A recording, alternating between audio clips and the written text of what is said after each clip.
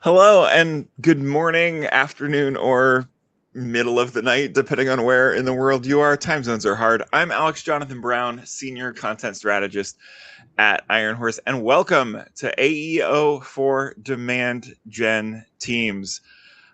I have a hard time with time zones, so we brought in some experts to deal with something much more complicated than that. AEO, joining me today from Air Ops, it's their head of growth, Owen Clancy. Hi, Owen. Hey, Alex, great to be here. Thanks. We're very glad to have everyone. From Webflow, their CEO lead, Vivian Huang. Hi, Vivian. AEO lead. But yes, thanks for Oh, having me. sorry. That's a typo on my part. My bad. Um, that's why you're here. So we're really glad we got that right. And from Samir Mehta, I've never once got this gentleman's title right. From Iron Horse, it's Samir Mehta. I'm going to say Senior Product and Innovation Officer. Yeah, focused on all things AI here at Iron Horse. Thanks for having us, or thanks for hosting, Alex, and super excited to be here with Vivian and Owen. I keep petitioning to have his title changed to just AEO guy, but nobody's on board with that. So, AEO, if you're joining us, you're probably aware, has been a bit of a topic of conversation across everyone who touches anything remotely close to marketing. So it's something that we need to do. You're going to hear it thrown around a lot in meetings. There's a fundamental question that we're going to work on today, which first is, what do we mean when we talk about it? But then also, how do you go about creating a good AEO practice for your organization, and preferably do that in a way that doesn't involve a ton of maybe less than the highest quality AI content? How do you manage to build some good AEO practices while still delivering content that connects with your audience? So I think we'll just go ahead and kind of dive right in, and talk a little bit about what AEO is and what it isn't, specifically when we're looking through kind of a demand gen lens. How do we use this to, fill our funnels, increase our pipeline, and all of that good stuff? So maybe I'll throw this out there if anybody wants to take a shot at it, but can we align a little bit on what we talk about when we're talking about AEO? Yeah, and I'm happy to take this one. I guess to give a brief overview of what AEO is, it's about getting your brand mentioned, trusted, and recommended in LLMs for questions that your potential buyers are already asking. And just like how SEO before that was about showing up in Google and other search engines. And both have kind of ultimately the same goal, which is getting your buyers to your website to turn them into lead gen or pipeline. And AEO is specifically how you earn visibility in these LLM platforms. And I see it kind of as an evolution of SEO, not like a replacement. And so for two reasons, I think there are a lot of foundational SEO best practices that still work for SEO or for AEO. So like having a strong technical site foundation, quality content that answers, your audience's questions, and then like a solid on-page and structural SEO.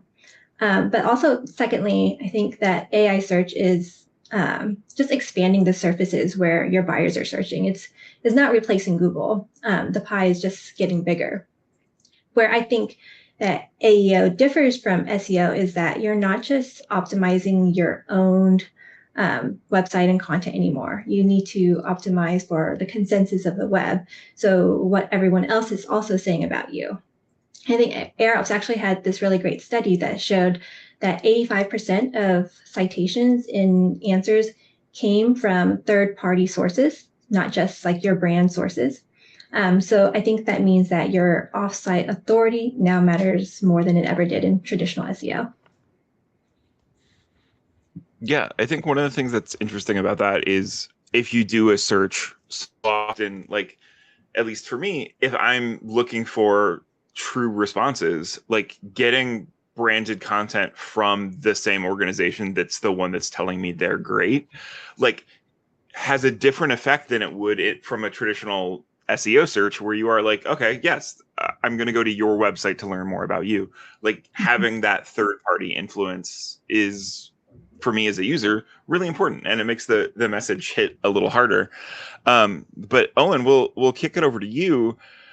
How does this kind of shift impact demand gen teams and the way that we think about kind of everything that happens under our umbrellas? Yeah, great question. I think Vivian set me up nicely with like a great description of like the world that we're now moving into, where previously you created content for Google, you optimized it, a human came in, they looked at 10 blue links. You might have been one of the top 3 they opened up, they like assessed with different tools, and then they went on their buying journey. Now you have this like agent right in the middle. So when I think of demand gen, there's almost 2 parts to it. There's like demand creation, and then there's like demand capture. So on the creation side, like Vivian mentioned, you want to make sure that you're in the conversation. So that means that your content appears within these queries that someone's putting into ChatGPT or Claude. And what's really interesting, and I'm taking notice of it over the last few weeks, is there are some disciplines or industries that are far more competitive than others. Like if you're a dev tool today, you might only get a 1 in 2 chance of becoming the answer if someone's working in Cloud Code and they're like, hey, I need to use a database, just go pick one for me. Like that is when all of your work gets realized, where you're either picked or you're not.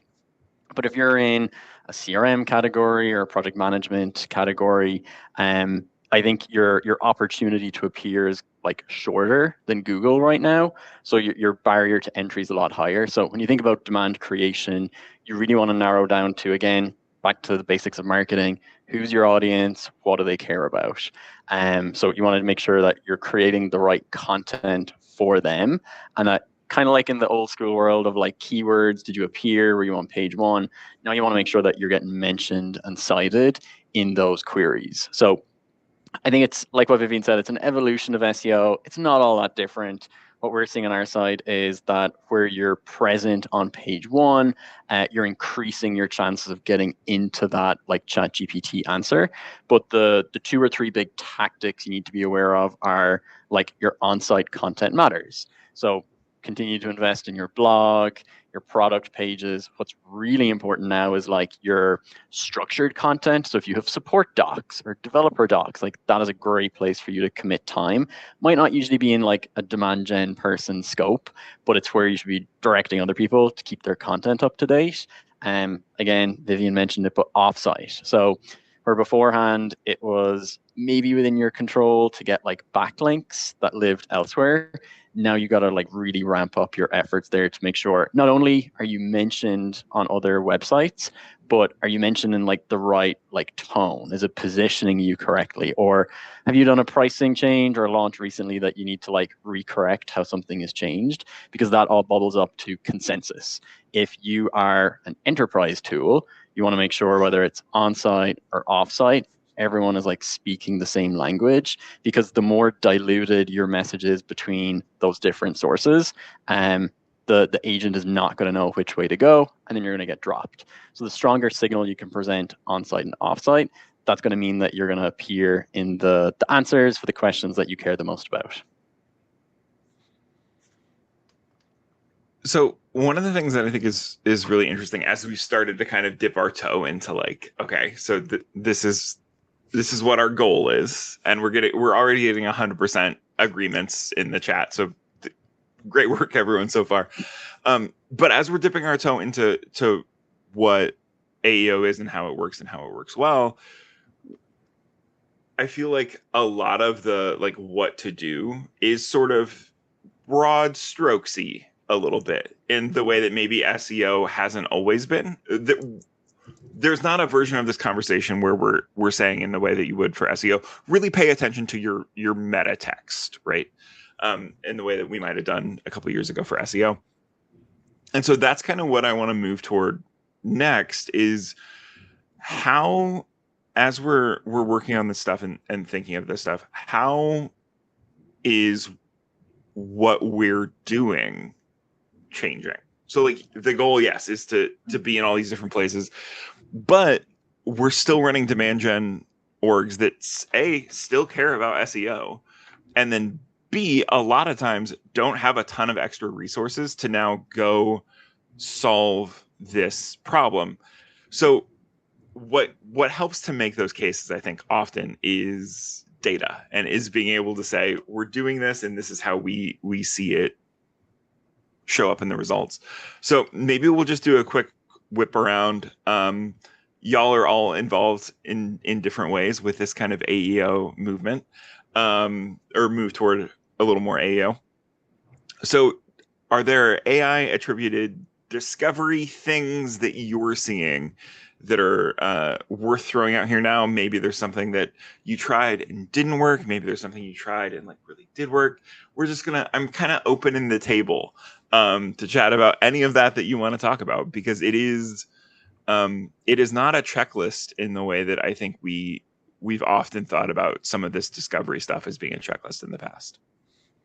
I'm happy to kind of kick us off here.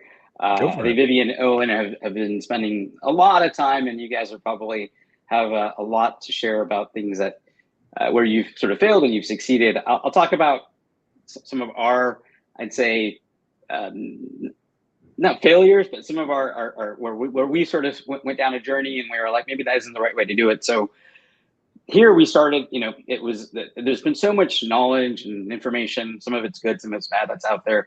We initially approached it very much like SEO. We were like, let's go get a checklist of all the technical things we need to go do. And we started doing that, but not really with kind of a cohesive plan. So we actually then paused that and said, yeah, there's some kind of hygiene that we should be doing. But I'm a big believer in planning and actually taking a moment to, as Owen mentioned, like, who is your audience? How might they be asking questions?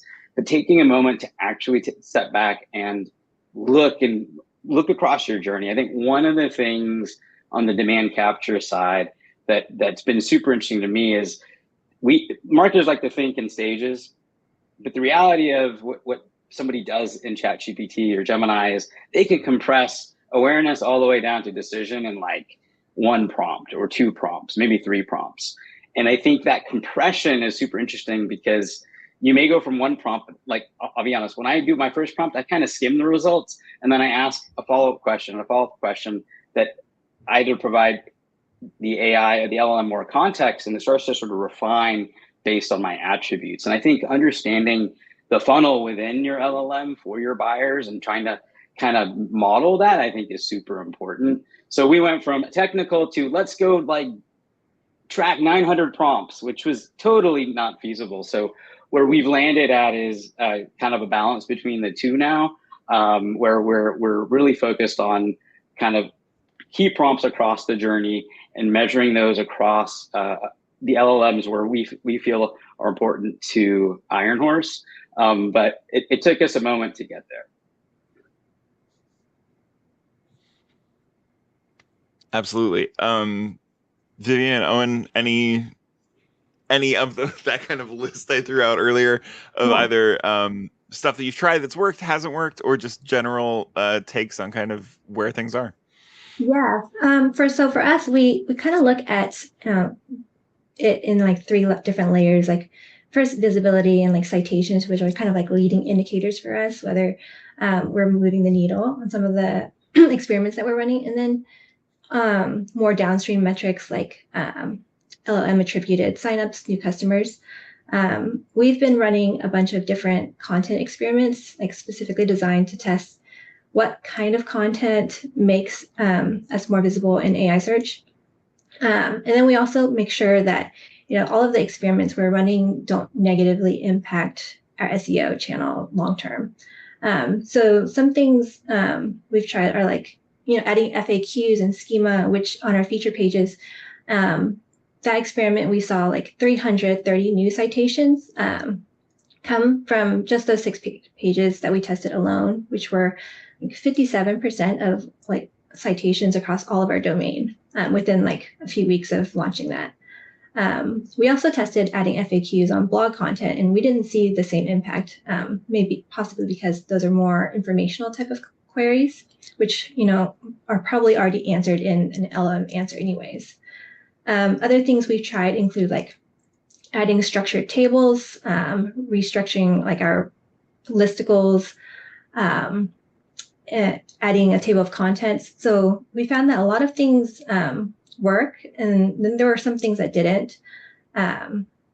For the restructuring listicles example, we tried moving some of the visual examples above the supporting text sections, thinking that AI would grab that content more first if it appeared earlier. And that actually had a negative impact across like search and AI visits. So we actually reverted that one. So I think the lesson here is like not everything probably sounds right and like based on like what you see. So I would say that you have to kind of test and measure what works for your specific brand and industry. Yeah, a lot of the tactics Vivian just shared of like are what we have tested internally as well. And then we do a lot of research trying to figure out so that we can advise our customers what to go do as well. Kind of riffing off what you said, Samir, in terms of like prioritization, I think that's key. And again, I'll bring it back to great AEO is really well done, like SEO. And like a lot of what like Vivian went through there, it's like structured data, reordering, like it's not a million miles away from what we would have done to try and move your page from like position 3 to position 1. So I think like AEO should not be scary to anyone. Like consider it just like, I think the bar is raised in terms of quality, the bar is raised in terms of how fast you need to go and take action on these, because an agent is going to be more probabilistic. And even if you put in the same query 10 times, you're not going to appear for all of it. You're probably going to appear for like actually 10%, which is another conversation for a different day. But I think if you understand your audience and you understand the questions that they're asking, a quick test you can do is like maybe you have intercom, you have Gong, you have Slack internally, you have people who might write you in their problems. I don't know what sort of business you run, but I think take people's problems and frame them as questions, because that is literally what people are going into ChatGPT and doing to try and find your business. And that is your most unique source of data. In the Google world, you would get punished for that. If you put in like a 10-word question, you would get no results. You have to shorten it down. Best CRM. Now you can do best CRM for a mid-sized business with XYZ features. So I think thinking of just like creating content that is going to be very hyper specific for a narrow set of the priorities that you have, that is like the first step you can take if you're just getting going. Maybe it's around a pricing rollout you're doing or a new feature launch, but I think like that can give you focus. And then the way I think about like different gates in appearing, and to what degree, if you want to be like Vivian and you get like 300 plus citations, think about when you launch a page, are you findable? Like, are you getting impressions? Are you getting clicks? Just in the Google world. Number 2, are you aligned with agents? Literally, is your title, is your URL, your meta description, is that closely related to the query that you're trying to appear for? Number 3, do you get cited? If you have a tool like an AirOps, or there's many other tools out there, are you appearing? Can you see the numbers move? And if you are, then you have the ability to be like, great, how do I do distribution on this link? How do I get more people to go talk about it? And that's where you see the numbers take off. So I came up with that the last day. It actually stands for FACT, fact. But are you findable? Are you agent aligned? Are you cited? And then are you trusted? That's like an easy way to just figure out where along the path is a particular page or set of pages in terms of like where you need to take action. I'll say it because you didn't. TM. That is intellectual property, courtesy of Owen Clancy. Any usage needs to credit him. We have some questions, and normally we hold these to the end, but I want to hop into them now from the chat because they're relevant now.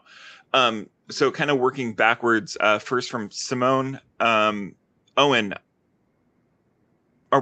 is this shorter, more focused content? Like, are we going and grabbing the question, and then is it, we're going to have like a bloglet maybe rather than a full blog post? Or is it, we're just going to get a lot of normal sized content out there and really devote the time and the effort to like make sure that we're delivering that? Or is it just anything's better than nothing, and whatever it looks like for your organization, go do that thing?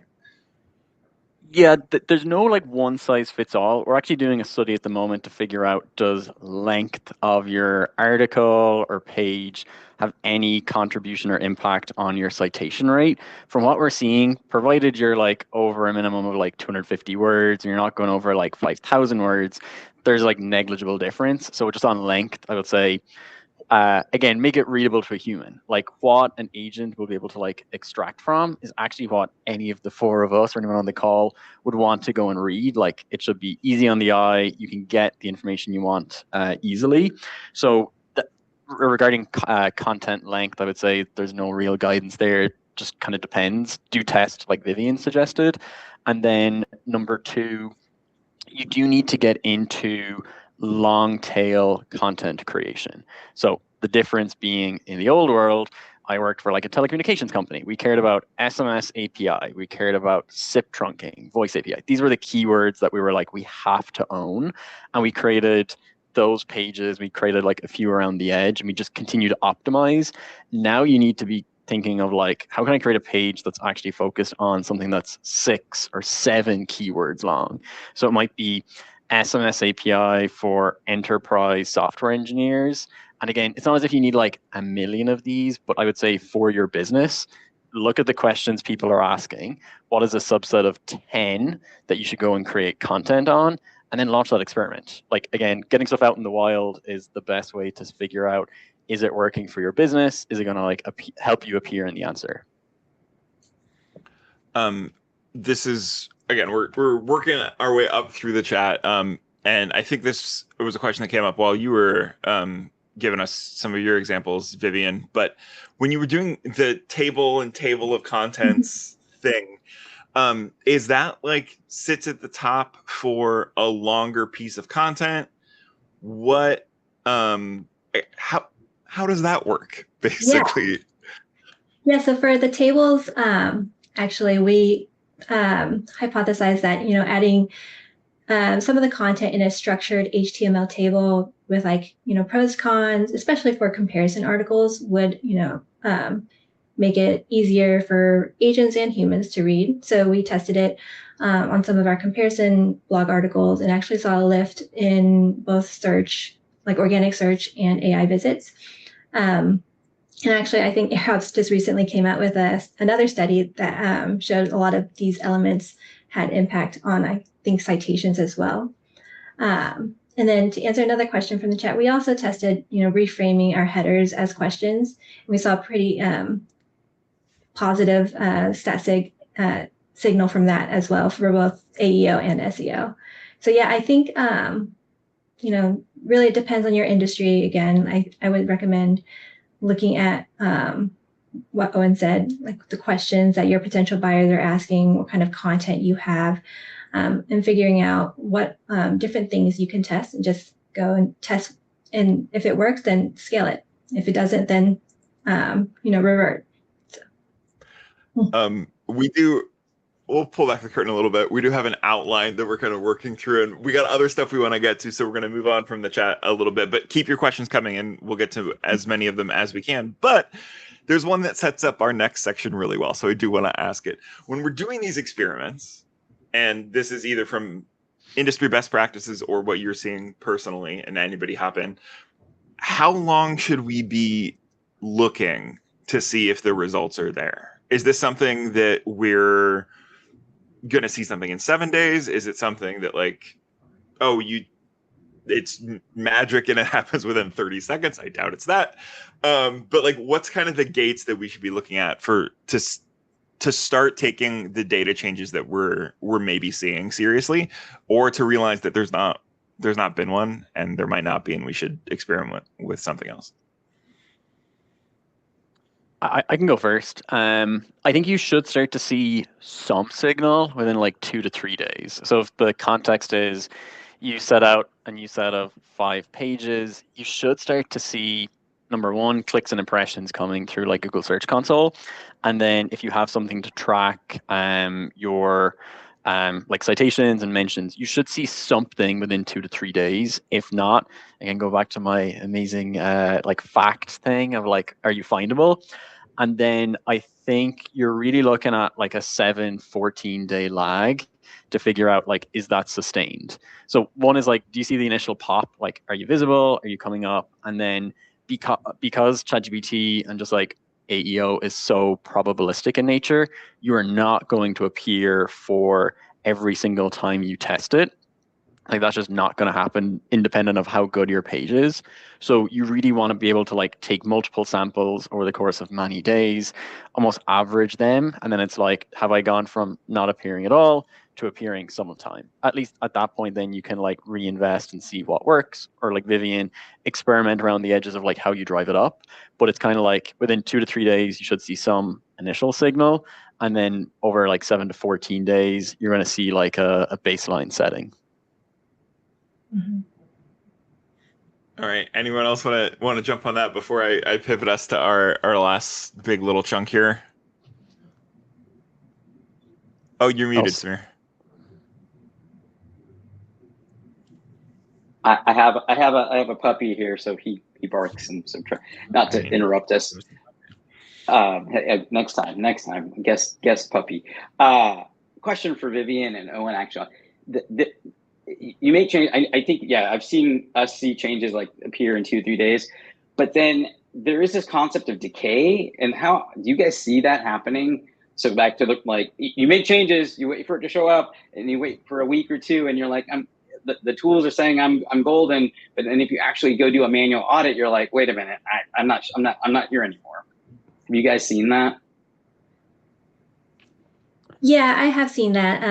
And I think that comes back to like having, unique, fresh content is going to be a big lever for you as well. And we actually leverage AirOps to, run automated content refreshes on some of our priority blogs. And we work with another agency to do more editorial refreshes as well. And I think we've seen big levers in maintaining fresh content that's, relevant for humans and for agents. 100%. I'll just add to that refresh is one of the most important things you can go and do. My first job ever was actually doing SEO, which I will say I hated because it was very mundane. I didn't have tools to help me out. But as we got more people on the team, I started to learn from them. And like two of the big things they taught me, and this is before AEO, but like keep content up to date and then get rid of content that is irrelevant. So maybe it's from like 5-6 years ago, you had a business pivot since, but like if it's not additive and it's not speaking to the problem that you solve today, it's not serving in today's world any benefit to you. So like Vivian said, one of the biggest things you can do is with the best content you have, keep it updated.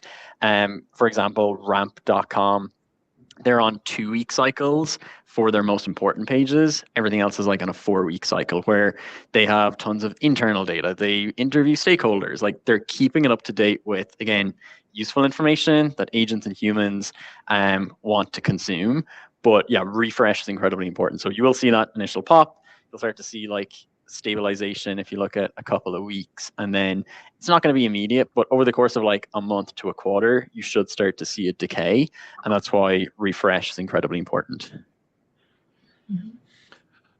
So we've covered a lot of ground, and I think it's if you're watching, we're going to run a little long. If you have to drop, we'll send the recording out afterwards, and you can catch up from about the 29-minute mark right now. But we do want to leave people with like, hey, go try this one specific thing. If you're like me and sometimes executive function's a little tricky, we're going to help you out. We're going to give you like a task to go do. I think everybody has 1 or 2 suggestions. So we're going to, once again, kind of go around the horn. Vivian, on my list, you are up first. But if anybody else wants to go first, you're welcome to hop in. But what's something that maybe we can be thinking about in the next month, next quarter, to kind of focus on and boost our AEO standings? Yeah, I'll give an example. So right now we're actually working on launching some more competitor comparison pages. So usually when someone is asking ChatGPT, should I use Webflow or WordPress or another competitor? That comparison query gets answered whether you have a page for it or not. And I think that if you don't, then a third-party review site is going to be telling your story for you. So you kind of lose control of how your brand gets described, your narrative, any features or advantages you want to put out there. And so for us, we already had a few comparison pages, and it was showing up in like AI overviews and some LLMs for comparison queries. So we knew that that format worked, but the process to scale it across like multiple competitors can be manual and slow because you need accurate competitor research, feature breakdowns, messaging that matches your actual product positioning. And so we actually built a workflow in AirOps that scrapes competitor websites, pulls G2 reviews, runs research on like positioning, grabs reviews and questions from like Reddit and other forums, and then combines all of that with all of your brand messaging, your voice and tone guidelines, all of the product context that you have, and creates like a first draft of the landing page, which we then review with like our product marketing and teams. So I would say that can be something that you all can start to set up because I think that if you don't have comparison content, then AI is going to be answering those questions for you. And so like when you have your own page, you're controlling that answer. And I think that's one way to get started because those also answer like some of those bottom of funnel queries. And if you're a brand or a company that's a little gun shy about doing that kind of comparison, someone else is going to do it for you, whether it's a third party or one of your direct competitors. And again, if you at the very least want to have your voice in that conversation as well. Mm-hmm. Owen or Samir, what about you? I agree with Vivi. Oh, go ahead, Samir. No, go ahead. You're going to build off of what she said. So I was going to say, I completely agree with Vivian on competitor content. Again, it's like consensus. If, like you said, Alex, if you don't have that content, someone else is going to like say it on your behalf, and then it's going to be biased in their direction. Like, let's be honest. So the example I was going to speak to was Refresh, but I think we covered that, and then like Vivian definitely reiterated it. The thing you could do this week, and I'm a growth person. I'm always like, what can I do this week to like find a signal? Like I mentioned earlier, go into Claude or ChatGPT. You probably have some tool connected. Maybe you can just get a CSV export from your sales team or your support team. Just like put it in and say, extract the top 100 questions that have come up from like our users. Vivian goes like one step more complex and goes to Reddit where you're getting like crowdsourced questions, but take some question bank, narrow it down to the questions. So now you have a list. Ask your favorite AI friend to group it into teams and then pick one of those teams that align with what you're working on right now. So maybe it's a product launch, maybe you're doing bottom of funnel content, and then create some pages. And it could be 5 that are very much aligned with those long tail questions. They answer the question well, they're structured well, and put them live. And again, like everyone's points there, how long will it take? You'll see signal in the next week. So you're able to like test out, can I go from a literal user question to that driving more visibility for my brand in the space of a week? If for some reason you don't own the website or you can't write a full blog, Vivian gave a great example earlier of do FAQs. Easy to add, light lift for someone if they own the website. So try and get something live that takes a user question and then answers it with copy and see what happens. I think like that's one way you can get an easy win in the next week.